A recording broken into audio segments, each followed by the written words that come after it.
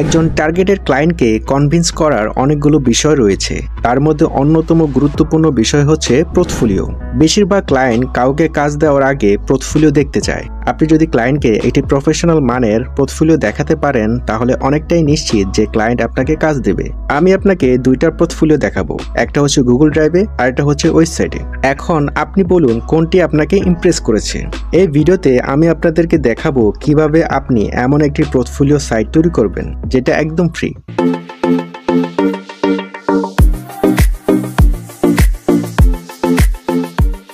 তো এই ধরনের পোর্টফোলিও তৈরি করার জন্য আমরা যে ওয়েবসাইটে যাব সেটা হচ্ছে প্লেবুক। আমরা যদি এখানে লিখি প্লেবুক, তারপর হচ্ছে আমরা এখানে লগ ইন করবো। আমি আমার জিমেল অ্যাকাউন্ট দিয়ে লগ ইন করে নিলাম।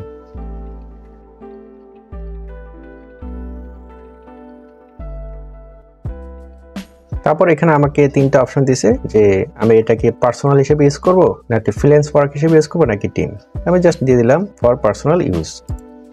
এখানে আপনি একটা নেম দিয়ে দিবেন। আমি দিয়ে দিলাম tag vessel. Then I agree, create. Okay, এখানে কিন্তু আমাকে দেখাচ্ছে যে আমি ফ্রি 100 GB ইউজ করতে পারবো এবং 10 জন টিম মেম্বার নিয়ে আমি কাজ করতে পারবো। তো আমার জন্য এটা এনাফ। Skip for now. এই বাম দিকে আপনি বেশ কিছু অপশন দেখতে পাবেন, যেমন অল মিডিয়া, তারপর হচ্ছে মেম্বার্স। অর্থাৎ আপনি যদি টিম নিয়ে কাজ করেন, টিম ওয়েস, সেক্ষেত্রে আপনি বিভিন্ন মেম্বারদেরকে অ্যাড করতে পারবেন এই যে ইমেলের মাধ্যমে। তো এখানে আমরা যেটা দেখবো সেটা হচ্ছে আমরা বোর্ড তৈরি করব, নিউ বোর্ড। বোর্ডের একটা নাম দিয়ে দিব পোর্টফোলিও। প্রথমেই আমি দুইটা ইমেজ বা তিনটা ইমেজ আপলোড করে নিব। আপলোড। এই ইমেজগুলো হবে আপনার পোর্টফোলিও ইমেজ।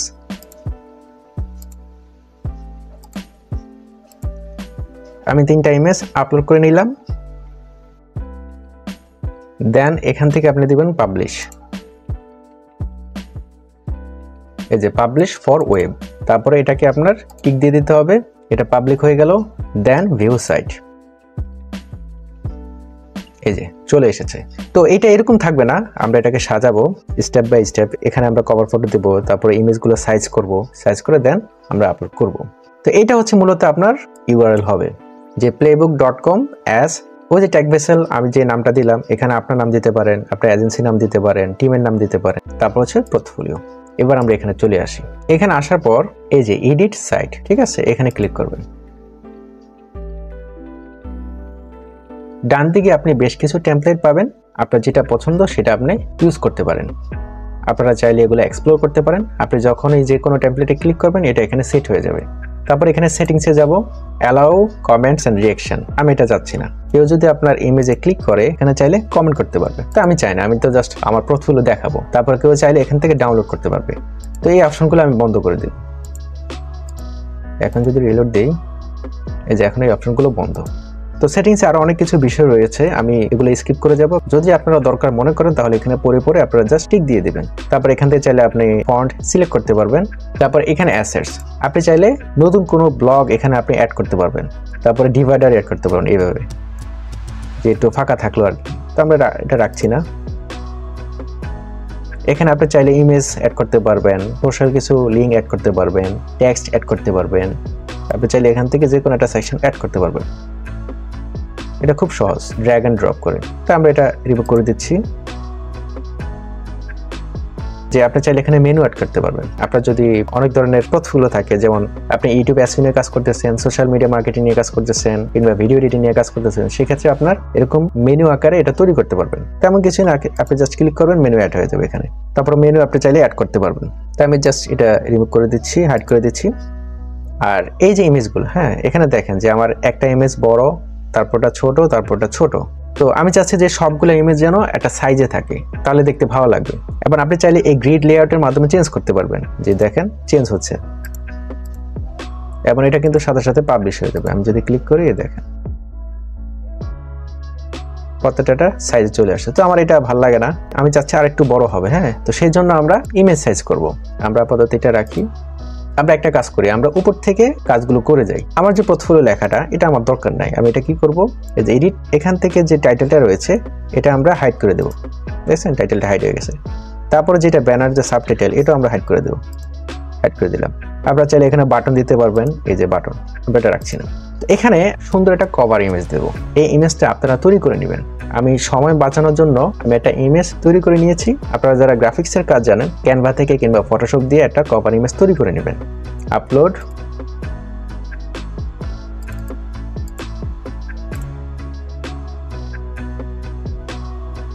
ওকে, আপলোড হয়ে গেল।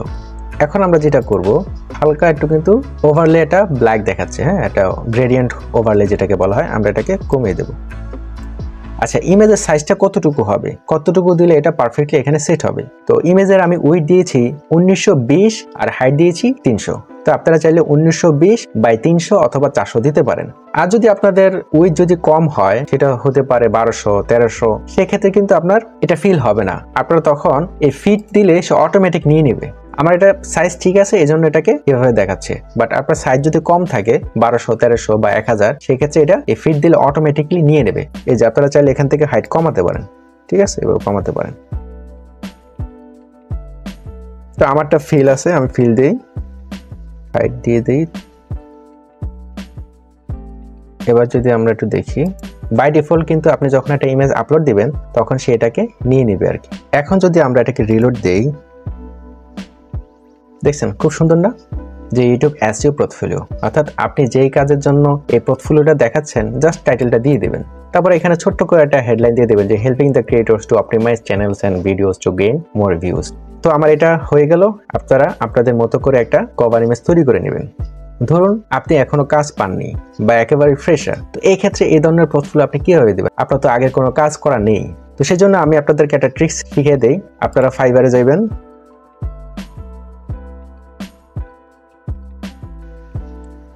এখানে যাওয়ার পর আপনি সার্চ দিবেন ইউটিউব এসইও সার্ভিস।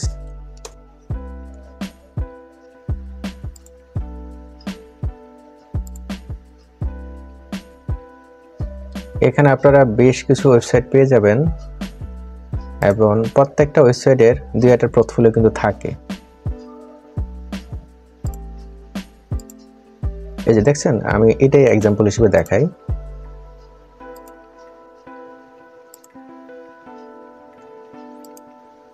এই যে এটা ফুল স্ক্রিন করেন, দেন এই যে সেভ ইমেজ, আপনি এটা সেভ করে নিলেন। তারপরে যদি আপনি আরেকটা দেখেন, এই যে এটা, ওটাকে সেভ করে নিলেন। তো এইভাবে আপনি ইমেজগুলো কালেক্ট করবেন। আমি জাস্ট একটা এক্সাম্পল হিসেবে দেখালাম। এরকম প্রত্যেকটা ইয়াতে কেউ না কেউ এগুলো দিবে আর কি, যারা অনেক বেশি কাজ করেছে তারা কিন্তু এগুলো পোর্টফোলিও হিসেবে কিন্তু দেয়। তো আপনি এইভাবে মানে দেখে দেখে কালেক্ট করে নেবেন। তো এটা হলো আপনারা ইমেজ কোথায় পাবেন। এখন আসি, এই যে দেখেন, হ্যাঁ, একটা বড়, একটা ছোট, জিনিসগুলো খুব একটা ভালো লাগতেছে না। পরামর্শ হচ্ছে যে আপনি যদি একটু গ্রাফিক্সের কাজ জানেন, জাস্ট সাইজটা যদি করতে পারেন তাহলে করে নেবেন। আমি আপনাদেরকে একটা সহজ ওয়ে দেখাচ্ছি। আপনি এখানে যাবেন, লিখবেন ফটোপিয়া, অর্থাৎ ফটোশপের একটা অনলাইন ভার্সন। এখানে ক্লিক করবেন, তারপরে এখান থেকে যে ফাইল থেকে নিউতে ক্লিক করবেন। এখানে অনেক ধরনের সাইজ দেওয়া আছে, আপনি যে কোনো সাইজ নিতে পারেন। তবে আমি নর্মাল একটা সাইজ দিয়ে দিলাম যে 1000/600। তারপর হচ্ছে ক্রিয়েট, এটা আপনি আরেকটু কমও নিতে পারেন। আমি আপনাদেরকে একটা দেখাবো, তারপর বাকিগুলো আমি করে নেব, না হলে কিন্তু ভিডিও লেন্থ অনেক বড় হয়ে যাবে। এখান থেকে আমি একটা নিচ্ছি, আপনি চাইলে এটা একটু বড় করতে পারেন। ওকে, এন্টার। একটা সাইজ কিন্তু হয়ে গেল। কিভাবে নিলাম সেটা তো দেখলেন। তারপর সেভ করবেন কিভাবে, এই যে ফাইল থেকে এক্সপোর্ট অ্যাজ পিএনজি নাকি জেপিজি। আমি জেপিজি দিলাম। এখানে একটা নাম দিলাম যে PORT পোর্টফোলিও 1, ঠিক আছে, সেভ হয়ে গেল। আমি আরেকটা দেখাচ্ছি।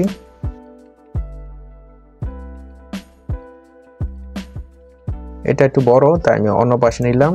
জাস্ট এখান থেকে এতটুকু নিলাম, Ctrl+C, তারপর এখানে এসে Ctrl+V দিয়ে দিলাম, Ctrl+Shift+T, এটা অনেক বড়।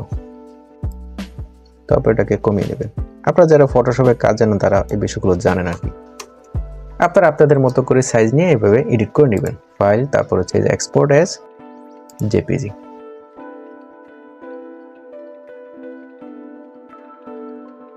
তো এটা হচ্ছে ফটোশপের কাজ, জাস্ট সাইজ করে নেবেন। তো আমি বাকিগুলো করে নিচ্ছি। ইমেজের সাইজগুলো করা হয়ে গেল। এখন আমি কি করব, আমি ইমেজগুলো আপলোড করব। তো সেজন্য আমরা আগের জায়গায় চলে যাব, যে এখান থেকে এখানে ক্লিক করব, যে ইমেজগুলো আছে এক্সিস্টিং এগুলো আমরা ডিলিট করে দেব। আপডেটে ক্লিক করবেন, তারপর হচ্ছে আপনার এই যে এখান থেকে ডিলিট, আবার ক্লিক করবেন, এখান থেকে ডিলিট, আবার ক্লিক করবেন, এখান থেকে ডিলিট। এবার আমরা আপলোড করব, যেগুলো আমরা এডিট করেছি সেগুলো আমি সবগুলো নিয়ে আপলোড করে দেব। ওকে, সবগুলো আপলোড হয়ে গেল। তারপর আমরা এই যে শেয়ার থেকে যাব, বা পাবলিশ দিলেও হবে। শেয়ার, এই যে পাবলিশ অলরেডি করা আছে। ভিউ সাইট, পাবলিশ হতে যতটুকু সময় লাগে এই যে চলে এসেছে। হ্যাঁ, তো দেখেন এখন বিষয়গুলো খুব সুন্দর লাগছে না? সবগুলো কিন্তু একটা সাইজে আছে। আপনি যদি ক্লিক করেন, এই যে সবগুলো কিন্তু একটা সাইজে আছে, খুবই সুন্দর। আপনারা গুগল ড্রাইভে না দিয়ে যদি এইভাবে দেন, তাহলে কিন্তু এই জিনিসটা আরো বেশি সুন্দর এবং আরো বেশি প্রফেশনাল মনে হবে। এখন আপনারা দেখেন যে আমি কোনো ক্লায়েন্টকে আমার পোর্টফোলিওটা গুগল ড্রাইভের মাধ্যমে শেয়ার করলাম, এটা কিন্তু একটু ব্যাকডেটেড মনে হয় বা একটু আনপ্রফেশনাল মনে হয়। তো এইটা বেশি সুন্দর নাকি এই যে আমি পোর্টফোলিওটা তৈরি করলাম এটা বেশি সুন্দর? আমার কথা হচ্ছে, আপনি যখন ক্লায়েন্ট হান্টিং করবেন বা ক্লায়েন্টকে রিচ করবেন, তখন আপনার প্রত্যেকটা কাজ যেন প্রফেশনাল হয়। আমি আপনাদেরকে দেখিয়ে দিলাম, আপনারা এটা করে নেবেন। আপনি যদি আর্টিফিশিয়াল ইন্টেলিজেন্স নিয়ে আগ্রহী হয়ে থাকেন, তাহলে আমাদের এই ভিডিওগুলো দেখতে পারেন। তাছাড়া আপনি যদি একজন কন্টেন্ট ক্রিয়েটর হতে চান কিংবা ইউটিউব ভিডিও এসইও করে আয় করতে চান, তাহলে এই ভিডিওগুলো দেখতে পারেন। অন্যের ভিডিও কিংবা এআই ব্যবহার করে কিভাবে ফেসলেস ভিডিও বানাতে হয় তা দেখতে এই ভিডিওগুলো দেখুন। এই ছিল আজকের আলোচনা। আশা করি ভিডিওটি আপনাদের ভালো লেগেছে। যদি ভালো লেগে থাকে তাহলে লাইক দিন, শেয়ার করুন এবং আমাদের চ্যানেলটি সাবস্ক্রাইব করুন। এছাড়াও আপনার কোনো প্রশ্ন থাকলে নিচে কমেন্ট করুন। ধন্যবাদ।